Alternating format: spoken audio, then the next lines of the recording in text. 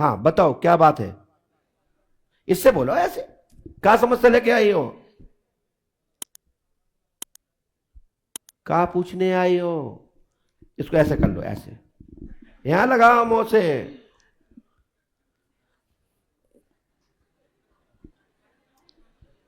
जाओ घर जाओ। तुम तो ऐसे बैठ गई जैसे बहू से लड़ में बैठी हो। क्या समस्या है। हमारी ये समस्या है कि हमारा बेटा जो कानपुर में पढ़ रहा था, तो उसको जानकारी है कि किसने मार डाला, पैसा लेकर गया था। पहले पालती मार के बैठो, ऐसे नहीं पूछा जाता। आपका बच्चे का नाम क्या है। सूरज। पढ़ी लिखी है।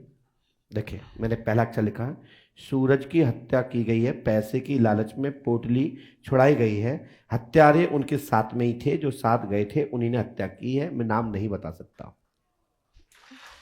और गुरु महाराज जी, मेरे घर से मेरे आने के बाद 9 लोगों के जहाँ हत्या हुई, मेरे पति की और मेरे आदमी के। मेरे घर से 9 लोगों की। और मैं एक खेती लिखा रखा, वो 4 साल तक केस चल रहा है, वो मुझको जोतने नहीं दे रहे हैं। और मेरा एक बेटा है, तो लड़की लेकर आई, तो वो दूसरी शादी नहीं करने दे रही, और वो अपना भाग गई। कौन लड़की। किसके साथ भाग गई है। नहीं, वो अपने गांव चली गई है। बहू। अच्छा, जाओ, इसका रहस्य खुल जाएगा और तुम्हारे घर में शांति होगी। 5 मौसा करो। ये मंत्र लिखा है हमने, ओम क्लीम फट कुरु स्वाहा, 3 रामायण, 3 दिन का हवन, 3 नाई बंधन करना है।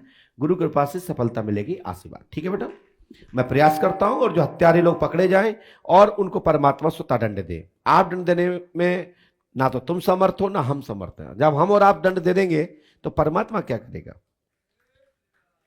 जो अपराध जिसने किया है उसको ईश्वर दंड देगा, उसको कानून दंड देगा, लेकिन जो साथ में थे उनने छल किया है, और यदि वो वीडियो देख रहे होंगे तो झटका भी लगेगा।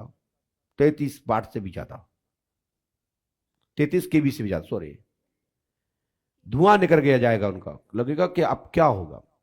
लेकिन हम नहीं बता रहे, लेकिन मैं इतना कह रहा हूं परमात्मा दंड जरूर देगा। इस मंत्र को 108 बार करें, आशीर्वाद। तुम तो परमात्मा को पकड़िए, 5 मौसा करिए, है ना। नियम से पाठ जाप करें, गुरु कृपा होगी। मात्र पैसे की चक्कर में हत्या कराई गई है, यह हत्या है, यह दुर्घटना नहीं है, ठीक है। लेकिन ये मेरे अधिकार में नहीं है, इसके लिए कानून है और मैं इसको बता भी नहीं सकता, इसमें मैं असमर्थ हूं। हाँ चलो जाओ, खेत के बारे में नहीं लिखा हमने, हनुमान जी कृपा करेंगे। सोचिए, पहला पॉइंट, अपने पर्चे की खासियत है।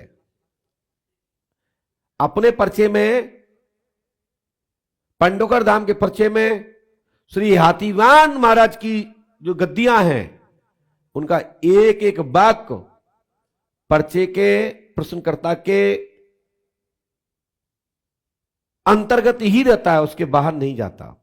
कोई बात ऐसी नहीं लिखी जाती जो प्रश्नकर्ता के बाहर का विषय हो, उसी के अंतर्गत लिखा जाता है। जितने उसके भाव हैं उन्हीं में से एक मूल विषय को लिख दिया जाता, जो कि उसके अंदर दूसरी बात नहीं होती है, तीसरी बात नहीं होती है, घुमा फिरा के नहीं लिखा जाता।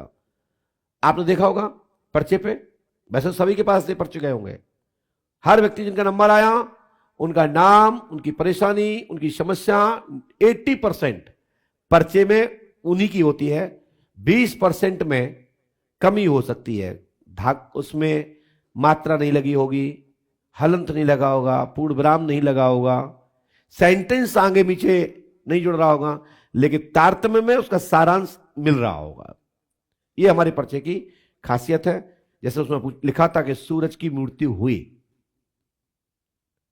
ऐसा ही पूछता है ना, तो पर्चे पे लिखा था कि नहीं लिखा था, बस उत्तर हो गया। बस विश्वास रखिए, जिसको इतना जानकारी है कि तुम्हारी घटना हुई है वो उसको दंड जरूर देगा। बस भगवान को जप करिए, प्रार्थना करिए, ईश्वर को मनाइए, आपकी सभी कामना पूरी होगी, आशीर्वाद है। बोलो क्या पूछना चाहते, माइक उठाइए। नहीं, बिगर माइक के नहीं बोलोगे तो मैं नहीं बोलूंगा, फिर तो मैं बात ही नहीं करूंगा, माइक से बोलना ही पड़ेगा। बोलिए, क्या आपने बताया, मैंने लिख के रखा। क्या आपने पूछा था? बोलिए, हनुमान जी को सुनाइए अपनी बात को। दोनों भाई बंटवारा हुए हैं गुरुजी। हाँ, दोनों भाई हम लोग बंटवारा हुए हैं, तो घर के बाजू में जो जगह है उसको मैं अपने भैया को अपने लिए मांगना चाह रहा हूँ, तो मिलेगा कि नहीं मिलेगा? क्या नाम है आपके भाई का? ललित साहू। हैं? ललित साहू। तुम्हारा नाम क्या है? लोकेश साहू। आपने किसी को बताया तो नहीं? नहीं। हमने लगा ललित कुमार लोकेश कुमार के बीच, ललित कुमार लोकेश कुमार के बीच संपत्ति के बंटवारा एवं पास की जमीन प्राप्त होकर कामना पूरी होगी, आशीर्वाद है। आपने यहां किसी को बताया था ललित जी? नहीं गुरुजी। ये हनुमान जी पंडों का सगा का दरबार है, और एक एक लाइन वो लिखने की दम रखता हूं कि सोचा भी नहीं होगा, कल्पना भी। जी। और जाओ बोलो पंडोकर सरकार की, हाथीवान महाराज की जय जय श्री राम। बैठ जाइए, बैठ जाइए। ललित जी कहां पे हैं?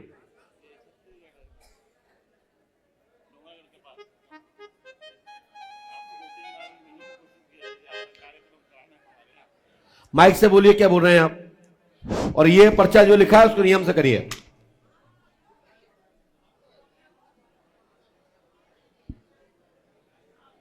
माइक से कुछ बोल रहे थे आप, बोलिए क्या बोल रहे हैं? जी, आपका कार्यक्रम कराना है गुरुजी। हमारे क्षेत्र में बहुत ग्रामीण आदिवासी अंचल है गुरुजी। क्या आपने सोचा था यहाँ क्या आपका नंबर आ जाएगा? नहीं सर, नहीं गुरुजी, सोचा नहीं था गुरुजी। कब आए हो आप? मैं इसकी 3 महीने पहले पर्ची बना था सर गुरुजी, मिला था आपसे। उसके पिछले महीने आपसे मुलाकात हुई थी स्टेज में। यहीं पे? जी। क्या बात है। फिर उसके पिछले महीने भी मुलाकात हुई थी यहीं वाह। पे। और शत्रुघ्न तिवारी जी हैं भिलाई से, और पंडोखर मंदिर है के सेवक हैं वो। जी बिल्कुल, उनके साथ मैं आता हूँ। जी जी। तो आपने नई पर्ची कटवाई थी या पुरानी पर्ची कटवाई थी? आज अमावस्या पर्ची कटाया हूँ गुरुजी। तुम इस तरफ क्यों बैठे थे भाई साहब? अचानक पता नहीं गुरुजी कैसे प्रभावित हुआ मैं, पता नहीं, मुझे कुछ ऐसा फील हुआ कि मैं सामने आ गया मैं वहां से उठ के। जी। भैया आप लोग प्रभावित ना मत हो जाना। हाँ, पुरानी जगह बनाएंगे, मैं सोचा नहीं था गुरुजी। अच्छा जी। चलिए, मैंने आपको गुरुजी एक सोचा। विनती है मेरे बच्चे। बोलिए बोलिए। मेरे बच्चे का आशीर्वाद दे दीजिए गुरुजी, यहीं पे बुला लेता हूँ। हार लेके आए हैं। हाँ भैया, हार लेके आए? हार तो मैं लेता ही नहीं, जीत के अलावा मैं कुछ लेता हूँ। माला हो तो बताओ। माला लेके आए। माला लाओ भैया, माला लाओ। हार मार मत लाओ। दोनों भतीजे भी हैं। हार मुझे पसंद नहीं, माला छोड़ता नहीं, बजाय माला पहनता हूं। बोलिए पंडोकर सरकार की। मैं सोचा नहीं था गुरुजी कि आपसे स्टेज में मुलाकात होगी करके। जय हो भैया, जय हो तुम्हारी। ये पुलिस वालों की कृपा है। लाइए, ला माला, माला दीजिए, माला दीजिए। लाई, हमें दो, हमको दो।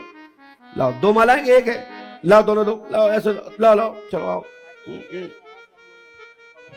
लाइए।